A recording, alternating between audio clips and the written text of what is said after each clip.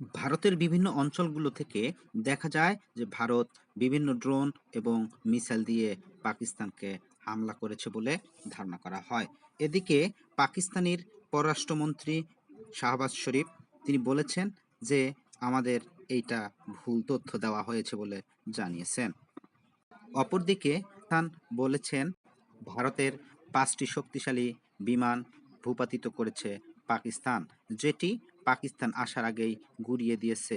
এদিকে প্রকাশ করে নরেন্দ্র মোদী জানিয়েছেন রাশিয়া, ফ্রান্স ও অন্যান্য দেশ থেকে আনা এই যুদ্ধজাহাজ কিংবা এই মিসাইলগুলো এনে তিনি অনেক ধরনের ভুল করেছেন বলে ব্যক্ত করেছেন।